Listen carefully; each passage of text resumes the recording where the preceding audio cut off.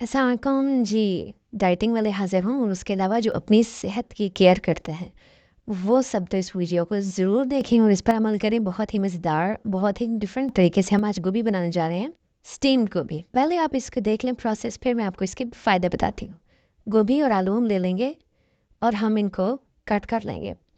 गोभी को हमने अच्छे से देख के काटना है, बिकॉज़ मैंने तो खैर इसको पहले भी थोड़ी देर पानी में रख दिया था और अब फिर हम इसके कटिंग करके इसे एक बाउल में पानी में रख देंगे, बिकॉज़ इसमें समटाइम कोई कीड़ा होता है।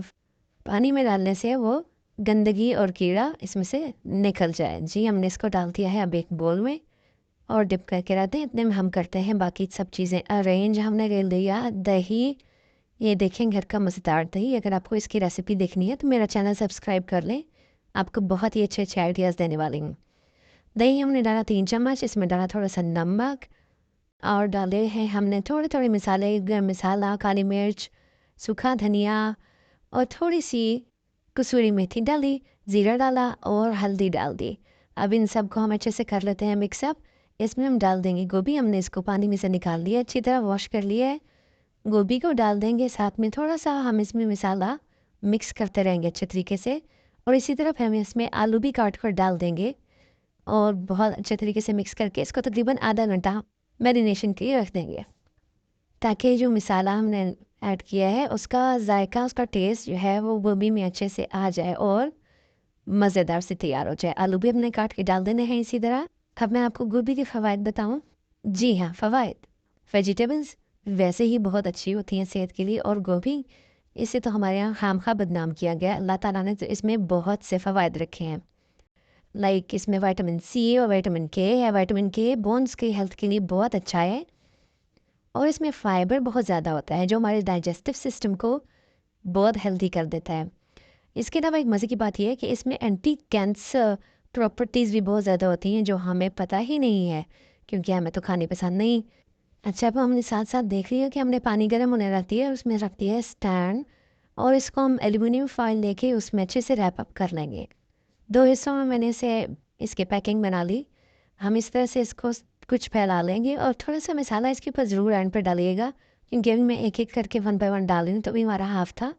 तो हमने इसमें थोड़ा-सा दही वाला मसाला ऐड किया ताकि इसके अंदर अच्छे से टेस्ट आ जाए, और इसको अच्छे से रैप कर देंगे प्रॉपर तरीके से, ताकि हर तरफ से इस पे शीट आ जाए और इसमें से जो थोड़ी-सी दही या मसाला या स्टीम बाहर ना निकले। इसी तरह हम दूसरा पैकेट बना लेते हैं। और अब मैं आपको बताती हूँ कि जब हम इस खाने को, किसी भी खाने को स्टीम में बनाते हैं, तो इसके क्या फ़ायदे होते हैं। जब हम इसको तेज़ आंच पे, ये आप हमेशा याद रखें कि नॉर्मली हम जब भी खाने बनाते हैं तो भी हमें कोशिश करनी चाहिए धीमी आंच पर बनाएं और कम मसाले ऐड करें। जायका तो बहुत अच्छा लगता है, लेकिन उससे हमारी सेहत बहुत ज़्यादा ख़राब हो जाती है, स्टमक बहुत डिस्टर्ब होता है, और उसके अलावा इसकी ग़िज़ाइयत ख़त्म हो जाती है। जब हम इसको स्टीम में बनाते हैं तो इसके विटामिन्स और इसके न्यूट्रिएंट्स और मिनरल्स कायम रहते हैं, और इसमें हैवी मसाले नहीं होते, इस वजह से भी। और ये स्टीम में बना हुआ होने की वजह से हल्का फुल्का होता है, हज़म करना भी हमारे लिए बहुत आसान हो जाता है।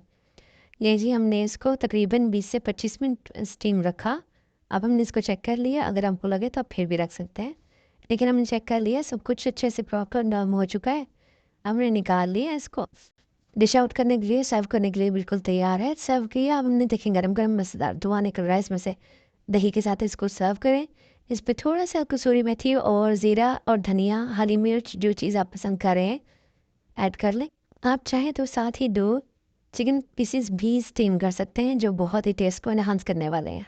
अब इसको आप एंजॉय करें और दुआ में मुझे याद रखें। अल्लाह हाफ़िज़।